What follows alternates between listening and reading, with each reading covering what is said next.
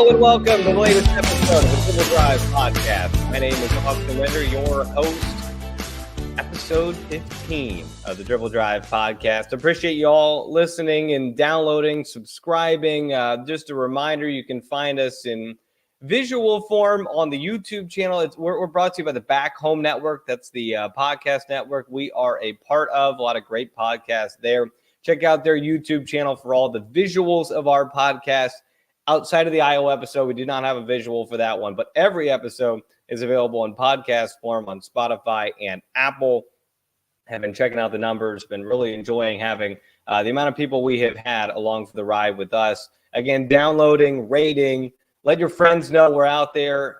We got the Big Ten schedules last week, so we're excited as basketball season starts to get closer. I think this podcast is going to be really fun as we dive into the season. We've had a ton of fun so far, kind of previewing every team. If you want to listen to previews about Iowa, Indiana, UCLA, USC, Michigan State, we've done a ton of them. They're all backlogged for you. So go in there and check those out if you've missed your favorite teams or you want to learn more about another team in the Big Ten. We still have more coming up. Ohio State, Purdue, Michigan, Washington, Maryland. We're going to get to everything by the start of the season. Obviously, Big Ten news right now. The only thing really, it was a pretty big thing, was the schedules were released for the Big Ten Conference, so you can certainly go check those out on the individual teams' website. I'm not going to sit here and read through all the schedules, but it does appear they tried to make things logistically make sense with the traveling as we thought. So if you're going out to play Washington and Oregon or UCLA and USC, you go out in one trip as the East Coast teams. You go that way one time. The West Coast teams will come to the East 4 times, 3 times, I believe, and 3 of them will be the multi-plays. So you'll play a couple of teams in the geographical area and then fly back. So they tried to make as much sense as they could out of this crazy Big Ten conference that now spans all the way from LA to Piscataway. But excited that we have schedules in our hands now and we can start formulating our opinions on where we think these teams are going to go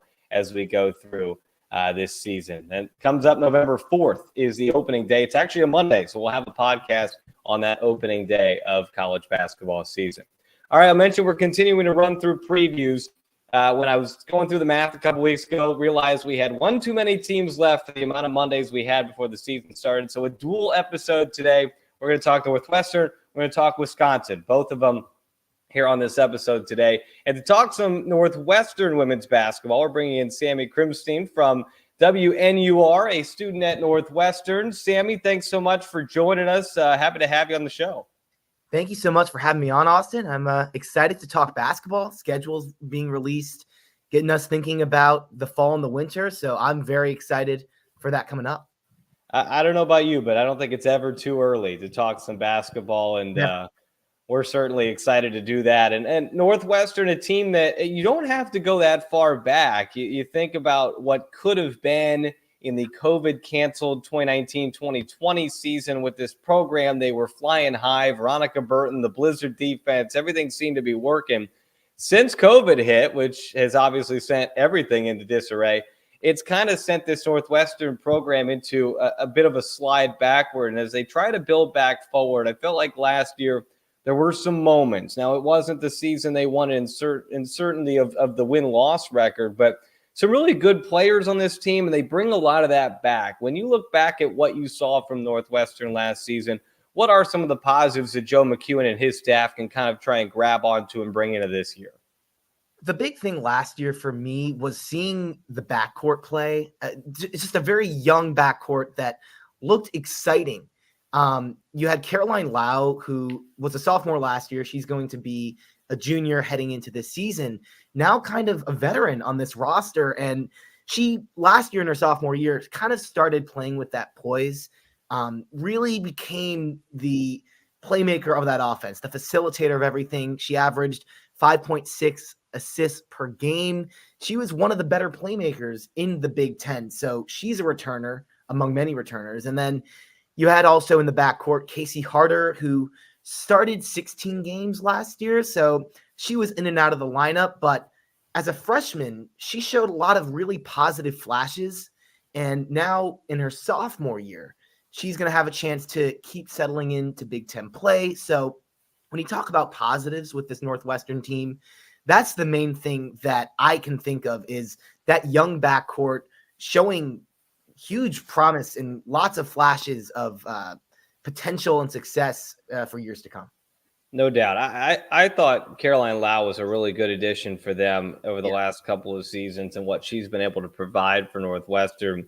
The front court obviously has some really good returners as well. Kaylee Walsh and Melanie Daly coming back. They were the two leading scorers. Like they really worked well together. And I would imagine if you try to rebuild in such a difficult conference, any coach is going to enjoy having their two leading scorers coming back for another season, a lot of experience under their belt. What have they done for this program to give them some hope here into 2024? Yeah, I mean, Mel Daly you bring up, and she was phenomenal last year. And I think all Northwestern fans are really, really excited that she is going to be coming back. She's just a mid-range monster. She's just, I mean, I'm a big Bulls fan when it comes to NBA. It reminds me a lot of that style of play. She just pulls up from the mid-range, and you feel like she's automatic. And when it came to scoring on that Northwestern offense last year, she really was the most consistent one. She ended up leading the team in scoring. Kaylee Walsh, too, you mentioned, she brings a huge presence. She's now going to be a senior on this team, one of the defining veterans on this roster. And she was a little more inconsistent, but when she's on, she can be really dangerous, especially from beyond the arc. There were some games where she really caught fire from deep. So, I mean, with those two, there's a lot of potential, and I think a lot of room for growth as well on the defensive side of the ball, because the front court is where Northwestern was overpowered last year in a lot of games. This year, I think they can definitely take some steps forward when it comes to rebounding and defense, where they can really become some threats there with Walsh and Daly. Defensively, Northwestern has always been a pain in the butt for opponents with that Blizzard defense. It's a unique kind of matchup zone type of thing that Joe McEwen runs, and it has worked so well with some of the past players he's had. Obviously, Veronica Burton's the most recent, but the list goes on of players that have really headlined the start, kind of the top of that zone, getting steals, wreaking havoc on opposing point guards. Last year, maybe the year before that, the defense had kind of been dipping a little bit for Northwestern. Do you see at all an opportunity or any signs of Joe McEwen maybe adapting to changing the style of play and maybe how he has to defend with the current roster that he has going into this season? I think that in terms of defense, I mean, because that is something, as you mentioned, that really when this team is successful, at least in the McEwen era, that has been what has kind of defined them, that Blizzard defense. And I think they're looking to obviously take steps forward this year. And I think part of that's going to come with development of the current players on the roster, like your Kaylee Walsh, your Mel Daly's, and even your perimeter defenders who, I mean, Northwestern, I believe, gave up the highest 3-point percentage last year. So perimeter defense was an issue.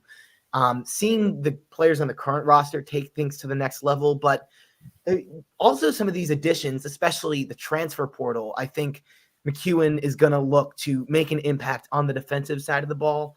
When it comes to defense and new additions, I'm specifically looking at Serah Williams, who is going to be a grad transfer coming in from Michigan. And she, before her time at the University of Michigan, she played at Western Michigan. So this is going to be her third school. And when she was at Western Michigan, she earned all MAC defensive honors in the 2022-2023 season. So this is an experienced and capable defender that is probably going to come off the bench for Northwestern mostly next season, but is going to absolutely make an impact and be a much needed presence on that defense. And even when you just bring in a veteran like that, who is such a capable defender, I think McEwen is hoping that rubs off on some of the younger players and some of the other players that need some defensive development. Yeah, no doubt. She is bringing in not only experience, but Big Ten experience into this team, and a team that needs some depth off the bench as well. I think Serah Williams is a really good addition. You mentioned those transfers. Let's talk. You already touched on Serah Williams. Kyla Jones, a high-volume scorer from Brown, something that Northwestern, while they struggled on defense, they also at times struggled to just put the ball in the basket. So somebody like Kyla Jones averaging 17 points a game could be a really nice addition. When you look at kind of the new pieces to the puzzle for Joe McEwen, how do you see all this fitting together? I'm really excited. I think McEwen, 3 transfers, and I really think he knocked it out of the park this year. Kyla Jones is one that I think everyone is excited about. She averaged 17.1 points per game, 3rd in the Ivy League last year. I mean, she was first team All Ivy, and she's just a workhorse, gets a lot of minutes, and is really good at getting inside, which I think can be huge for Northwestern, who is actually a decent team beyond the arc. But now they bring in a guard who can really slash it, get in there, and she's another veteran, right? She has a proven clutch gene. She hit a bank game winner. I was watching some highlights against UPenn last year. So this is a really exciting player that, like I said, is a veteran, brings a new kind of dimension to the backcourt with the ability to drive the basketball. She's going to be really fun. And then you also have Grace Sullivan coming from Bucknell, a bit younger. She's going to be a junior next year, and she is a solid scorer, really efficient, one of the most efficient scorers or shooters in her conference last year at Bucknell, the Patriot League. And she scored a career-high 28 points against Loyola Maryland, and that's kind of her ceiling. So will she be in the starting lineup right away? We will see, but she's someone that I think Northwestern fans can be really excited for because she can score, she can rebound, and she does it efficiently, which is something that Northwestern didn't do so well last year. The efficiency, a bit of a problem. You would assume. I mean, Joe McEwen's been doing this for a long time. He's going to get this team going back on track. This is a Northwestern team that, like I said at the beginning, you don't have to look that far back to see a team that was contending and winning Big Ten titles. There is that pedigree with this program, and I would imagine they can start to build their way back up. But part of the tough part about building it the way back up is that this conference, with the addition of these new teams, is only getting harder and deeper.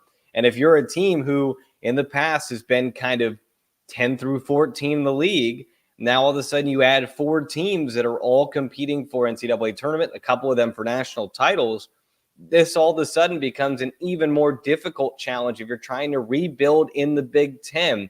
And it does feel like Northwestern is in the midst of a rebuilding progress. So I don't know how the question is and how you answer it, Sammy, but like what does Northwestern do right now as a team who's trying to rebuild when it feels like you're sometimes trying to go up a very icy hill, trying to get up to the top? I think really just comes down to trusting the process for Northwestern, because you talk about it, the addition of the 4 West teams. And I think women's basketball is one of the sports where the addition of the 4 teams is the most exciting for the Big Ten as a whole. You bring in USC, who, they have Juju Watkins, and they're going to be a really exciting team, had a fun little run in the tournament last year. UCLA, who of course was incredible in the Pac-12 as well last year. So these 4 additions is going to make it a lot tougher, especially for programs like Northwestern that are currently rebuilding. But I think it's just trusting the process and being patient.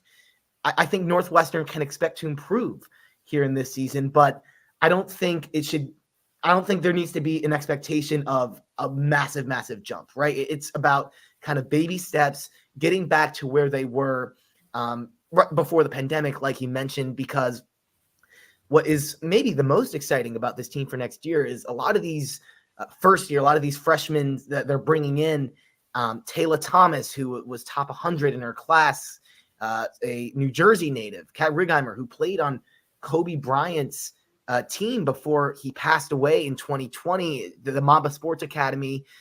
She can really be a weapon, and a lot of other really exciting first years. And I think when it comes to this rebuild that Northwestern is doing, they have all the right pieces. They brought in some veterans, some talent where they can start to see some signs of improvement right now. But at the end of the day, it's about those veterans passing down their knowledge and getting these younger players ready to go, because they already have, like I mentioned, that young backcourt with Caroline Lau, with Casey Harder. And I think in the next 2-3 years, Northwestern, the goal is to be back in contention for the Big Ten like they were before the pandemic. Is now the time? I don't think so. I don't think they're there yet, but it's about trusting the process and getting these young players comfortable in this Big Ten conference that is, I mean, because of these new teams, better than ever. Yeah, I think when you go from where Northwestern is right now, which is kind of bottom four in the Big Ten the past couple of seasons, feels like the next step is be a pain in the butt. Yes. Make other teams not want to play you. Be a difficult out, a stingy, tough team that maybe you pluck off one of these big games that kind of gets you in the right direction. You're not going to win them all, but can you make life difficult on some of these top teams in the Big Ten? That feels like the next step for Northwestern. We'll wrap it at this. Obviously, the Big Ten schedule is the Big Ten schedule. We know who you're going to play. We know all that, but now we know the dates. But non-conference games, some notable ones for Northwestern. Utah comes to Evanston. So does DePaul in early December. And then the Hawk Classic in Pennsylvania with Charleston. And then the winner of Howard and St. Joseph's. Anything stand out to you with what you've seen Northwestern put together in the non-conference schedule? I mean, the Utah game is one that I'm really excited. I mean, I'm very excited that not only that they're playing Utah, but Utah is coming to Evanston. So that'll be one that I'll try and be in attendance for, of course. It'll be a fun one. In terms of non-conference, I mean, I think Harvard will be interesting, especially considering, I mean, that'll be fun, I think, for Kyla Jones, getting to play another Ivy League team as she now moves over to the Big Ten. And in terms of conference play, I'm once again really excited to see Northwestern play these new Big Ten teams that are coming in. USC, they're going to be over there in Los Angeles. Actually, that's going to be a double whammy. They play UCLA on January 12th, USC on the 15th. That's a road trip that will be interesting and it will be a tough one. And I think those tough games against these powerhouse teams, that's where you grow this roster. That's where you get some of these younger players experience against really talented teams. And I think McEwen can use it as learning experiences to see, hey, this is how these programs are doing this. We want to be there. So that's a road trip I'm particularly looking for. Of course, Indiana coming to the Welsh, that'll be fun. Always interesting to play them. And yeah, I think just those powerhouse games, I hope Coach Joe McEwen uses that as an opportunity to teach some of these younger players how it's done so Northwestern can get in those shoes sometime in the next few years.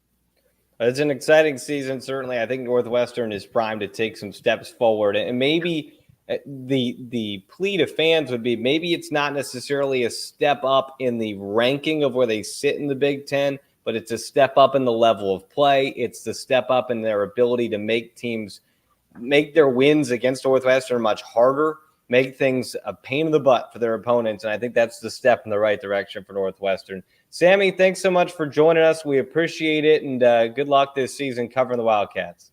I appreciate it. Same to you. I thank you for having me on the show. It was a blast. Absolutely. That's Sammy Krimstein from the WNUR joining us now. And as I said, this is going to be a double episode because as I started doing the math, we needed to fit two guys into an episode at some point. So let's transition to our second team of the day, and that is Jon Arias from Wisconsin, the voice of Wisconsin women's basketball. Jon, thanks so much for joining us. How are you?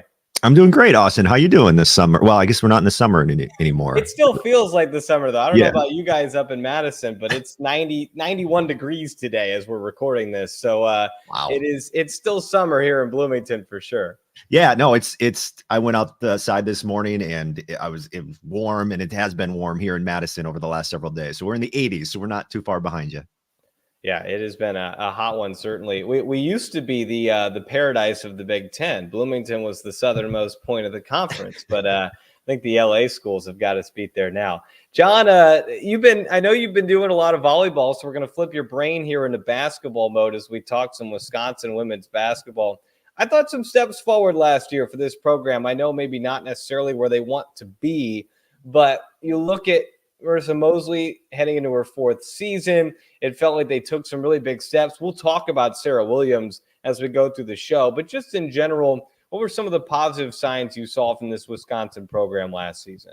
Yeah, like you said, we'll talk about Serah Williams. She is obviously one of those positive signs. I thought sophomore Ronnie Porter, who's kind of her partner in crime, she took a huge step forward too, just played a ton of minutes and was a great defensive player for the Badgers and just was able to make the offense go.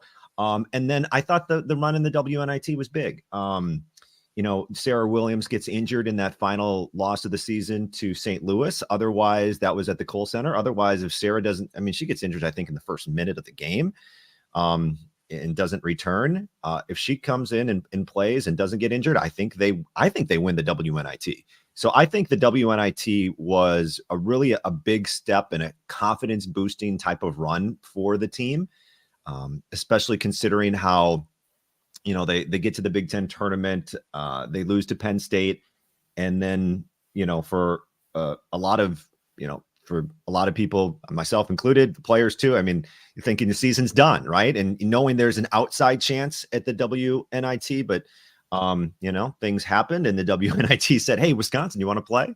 And that was it. And I thought that run in the tournament, I hope that's something that can propel them forward because I hadn't seen postseason basketball since I started calling the team's games in 2011, 2012 season. And to see the Kohl Center start to get excited and fans say, hey, we'll come watch some postseason basketball. And just to be around that, I think that as a player, when you get a taste of that, I hope, at least for me as a broadcaster, I'm like, yes, more of this. Yeah. Postseason basketball can be very, very fun. And I hope, and I'm guessing the players feel the same way. Yeah, no doubt. It feels like the Big Ten benefited maybe more than any conference from both the WNIT and the WBIT with the runs that Minnesota, Illinois, Penn State, and Wisconsin all made in those tournaments. Feels like a lot of good things. And I made this reference, I don't know, with one of those schools, we talked about it earlier in the summer, but Indiana went to and won the WNIT in 2018.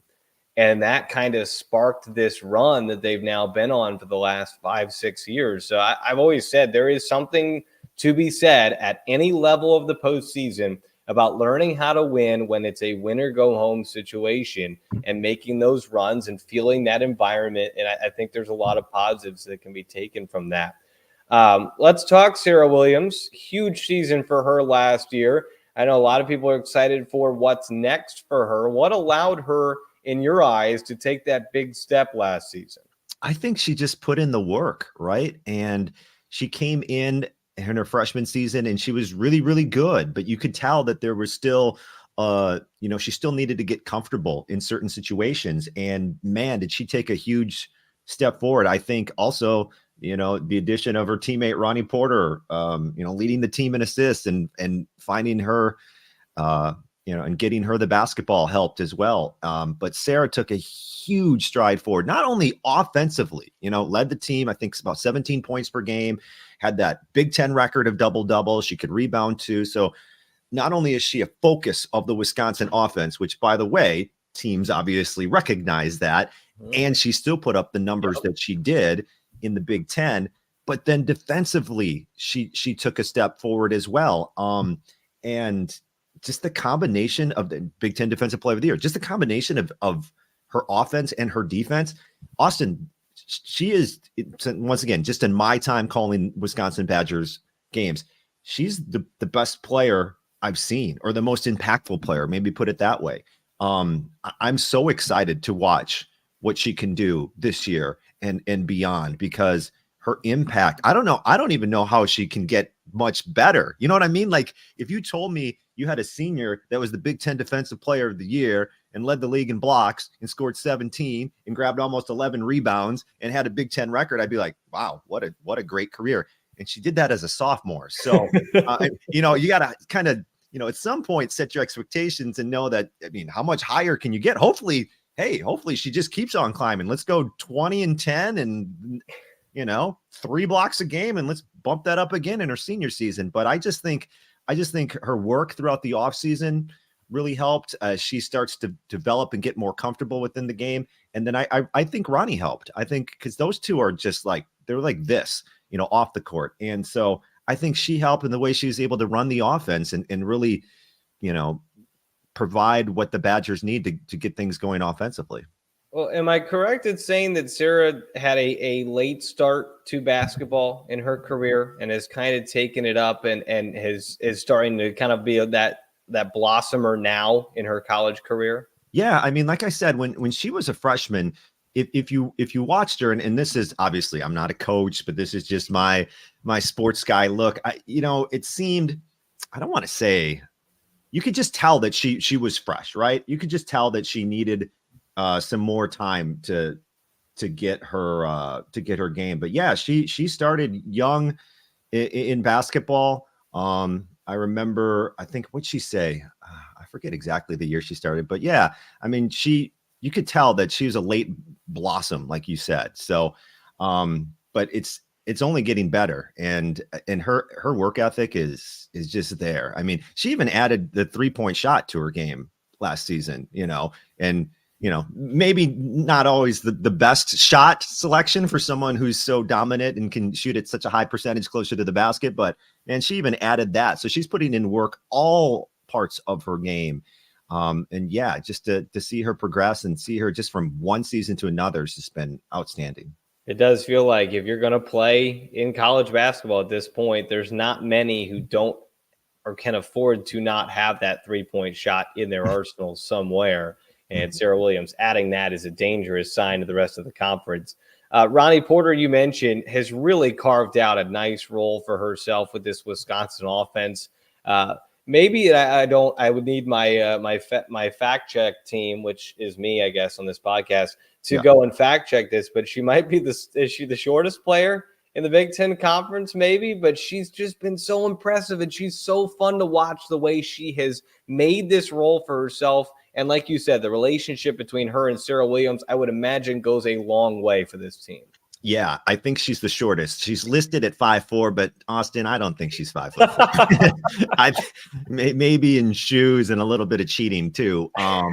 Yeah, so to see what she's able to do in such a premier conference at that height, and you're right, she is so exciting to watch. And not only has she been impactful for the Badgers, and she played 35 minutes a game in her sophomore season, I think it was that, and she was right near the top. I'm not sure where she ended up in those final standings of steals per game, but she was right up near the top of that as well. All Big Ten honorable mention for Ronnie. But yeah, I mean, she's been so amazing to watch on the court, and she's just so fun off the court too. I mean, just her personality, and when she and Williams get together off the court, I mean, they need their own video blog or reality show on the side that you can slap up on YouTube, because those two are just a riot off the court. And I think that helps. I think, if you've got that connection to a teammate and you guys are connected like that off the court, then, sometimes that translates really well onto the court. And she's been someone who the Badgers can rely on to give them minutes, who can rely on them to give, a great defensive effort. Like I said before, that someone who can run the offense. And then, she'll score about 10 per game as well. She'll give you some, and she can get to the rim. And that's something that is very important when you've got everybody focused on Serah Williams. And now all of a sudden we got Ronnie going to the rim and people are pulled away, and then she can dish it. And just, it really does open up the Badgers and what they can do. Her stats are mind-boggling. I'm looking at some of this stuff. So she led the Big Ten in minutes. You were right on it, 35 minutes a game. She was fourth in the Big Ten in steals, about 2 per contest. The one that's mind-boggling to me is that she averaged 5.5 rebounds a game. She is 5'4". Yeah. 5.5 rebounds a game. That is effort. That is IQ to be in the right places at the right time. She could sit back and average half a rebound a game and say, you know what, I'm 5'4". It's just not part of my game. But she doesn't do that. And she averages 5.5 rebounds. She gets in there, gets the basketball. I mean, that's more than some post players in this conference. That is an incredible number. Yeah, that thank you for pointing that out. I did. Yes, the rebounding from Ronnie Porter boggles your mind. Those numbers went down a little bit in the Big Ten Conference, but I think she had 13 rebounds in a game, last season in the non-conference. Like when you hear 5'4", which by the way, we're being generous with that 5'4", and you're grabbing 13 rebounds, that exactly, you hit it on the head. That is, IQ, that is effort. And, I think it sends a statement to the rest of the team too. Like, hey, I'm the shortest player in the Big Ten and I'm hauling down 13 rebounds and almost 6 per game. What's your excuse? So it sets, I think also, I'm glad you brought up the rebound, and an example too, I think, for the rest of the team that, rebounding is a lot of effort. It is being in the right place. It is studying. It is knowing how the ball comes off the rim. It is boxing out. And a lot of that is just effort. And Ronnie has that effort. 13 against Western Illinois, 10 against Arkansas, and then 12 at Illinois. So 3 games with double-digit rebounds for a 5'4" point guard. That's incredible and very impressive from Ronnie Porter.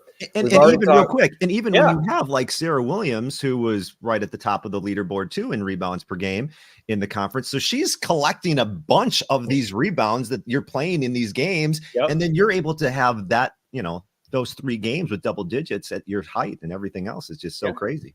And that also means there's some good defense being played to force a lot of these misses to allow for a lot of these rebounds.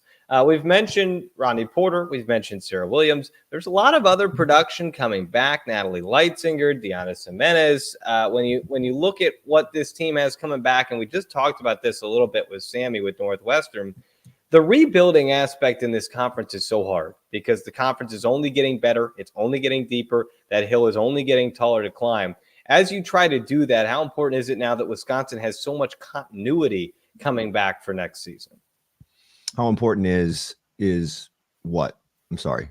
Like continuity, having so many players coming back next year, and how you've already talked about the Ronnie and Serah chemistry, but just in general for Marissa Mosley in year 4 to have this much coming back now. Yeah, I think it's vital, and to have the base of your team in Serah and Ronnie back is huge, and to have, I think Deanna Jimenez is ultra talented, and I think she's going to get, if she's able to progress, I think she can be someone who gets a lot of court time. I like her game a lot. So to have Leitzinger another season too, Natalie is, I talk about examples with Ronnie Porter. Marissa Mosley will tell you Natalie Leitzinger is a great role model for the rest of the team to watch. And so to have her back, to not only have the freshman from last year, see Natalie, get to see her again, get another year of experience, and then the whole new crew get to see that effort from, the consistency of Serah Williams being in the 3rd year in a program, Ronnie Porter, Natalie Leitzinger with that effort I was talking about. Yeah, I think that's a big key. And you know what? I do like some of these transfers that Wisconsin has brought in as well.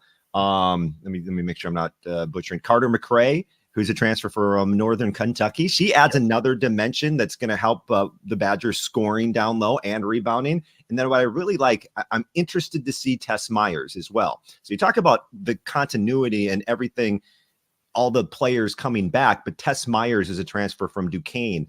And the thing I like about this move for Wisconsin is I think she shot like 36% from downtown last year. The year before, I think it was closer to 38%. So she's in that high 30s, can maybe touch the 40s. And that's something Wisconsin hasn't had, someone who can consistently connect from the outside. So for me, when I look at what they have returning, and obviously you start with Serah Williams, who's down low, getting double teamed. And now all of a sudden you add in a player like Tess Myers, who can keep teams honest.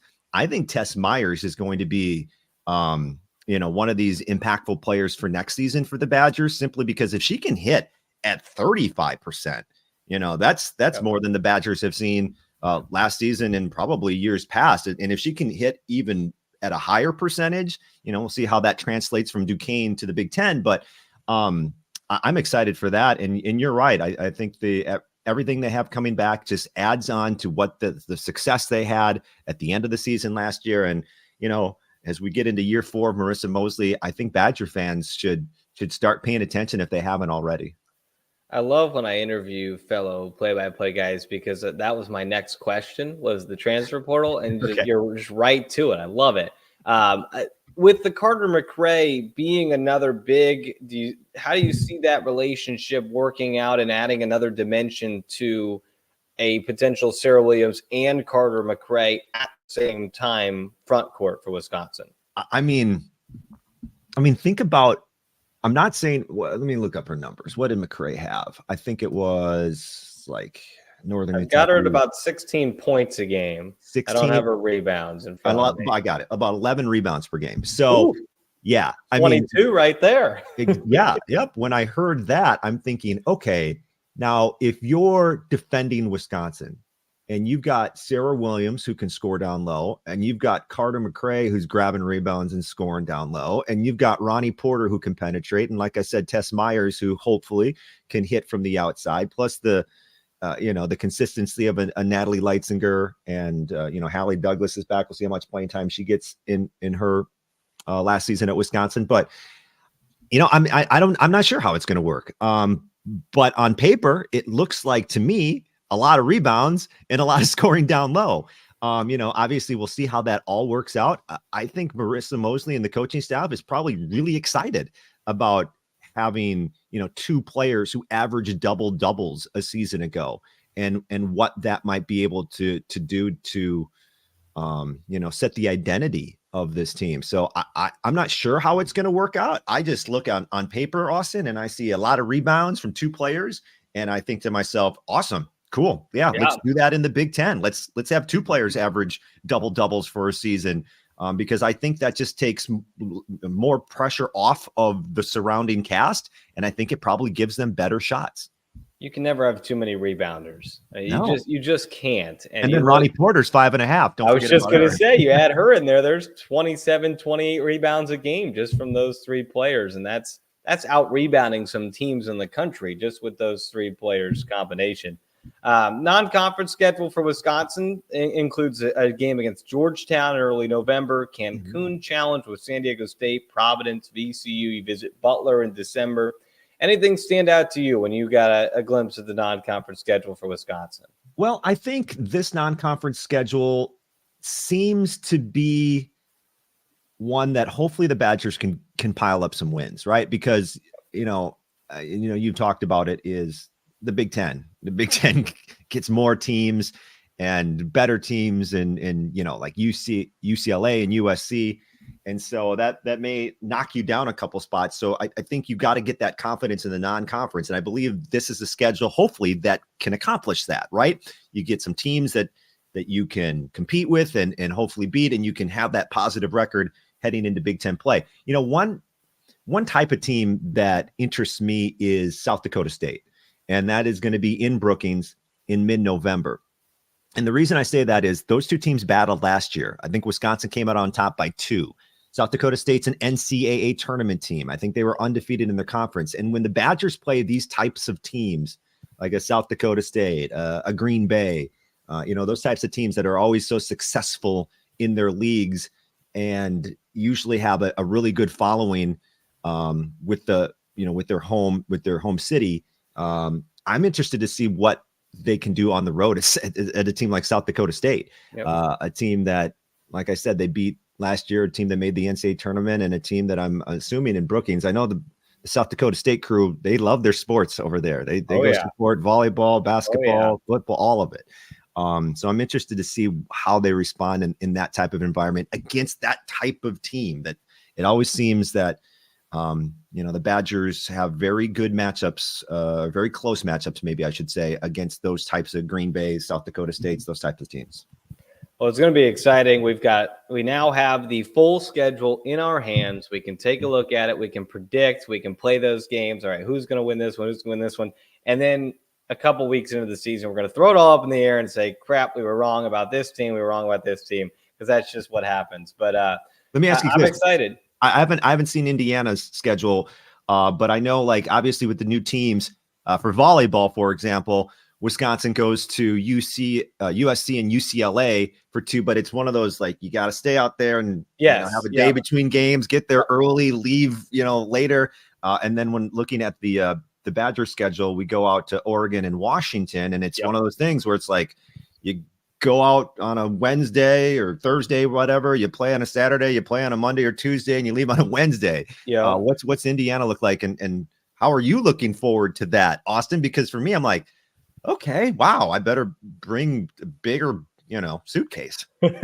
Yeah, no, we're the same way. I think they tried to do that with the East. I say East Coast, the more Eastern teams. Wisconsin, Indiana are not East Coast teams, but the more Eastern teams flying out there for one trip, stay there, play 2 games, come home. So we go out. I think we play a Thursday, Sunday with Washington and Oregon.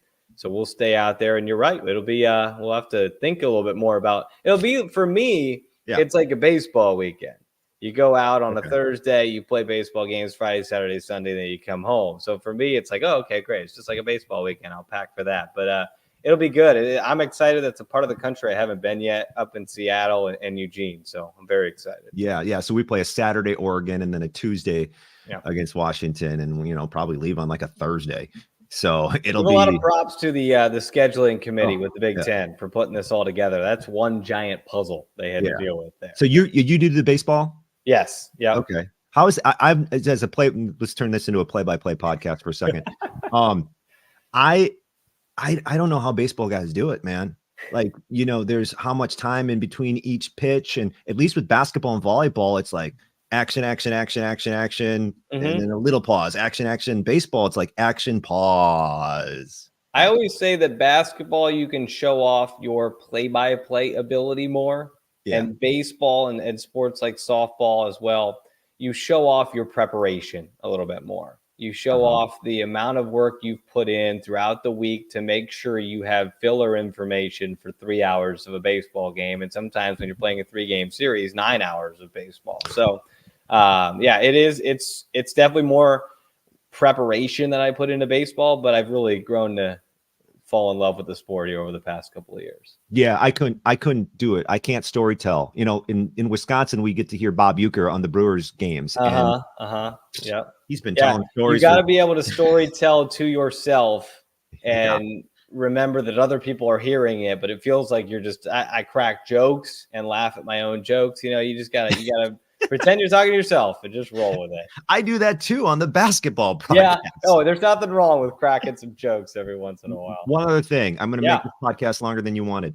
For anybody who's listening to this podcast right now, go back and listen to Rob from Iowa and his conversation with you. I was listening to a couple of podcasts, and just to hear the Caitlin Clark stories. Oh my gosh, they're insane. We have to remember, Austin, what we were able to witness as broadcasters may never happen again.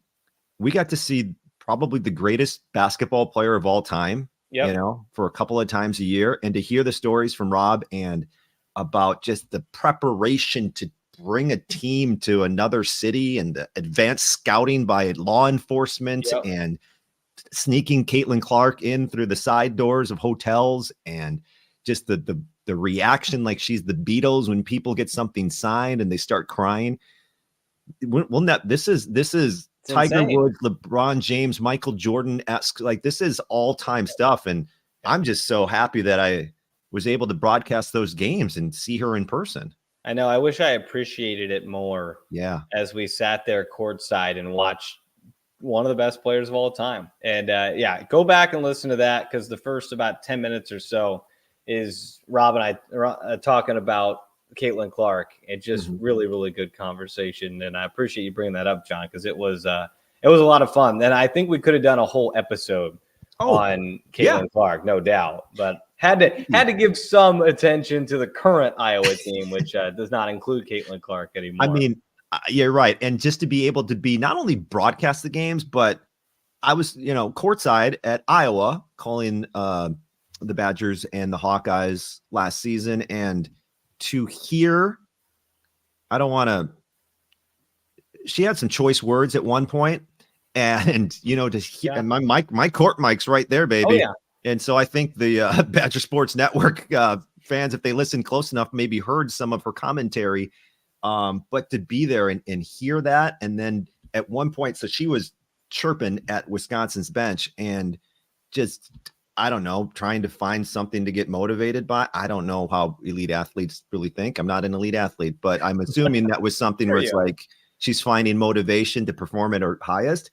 And at one point, Bluter on the sidelines like screams at her like, enough. And from that point on, she like didn't focus on the bench and she focused on the game. But just to be able to be that close and see those interactions, I think was really, really cool. You get a different vantage point for sure. Well, John, I'm certainly excited for the season. I know you are too, but I know you've still got a lot of exciting volleyball between now and then. So enjoy that. Good luck as you continue to bring the folks from Wisconsin volleyball. But we'll catch up as we connect later this winter. Cool. Awesome. Thanks for having me on.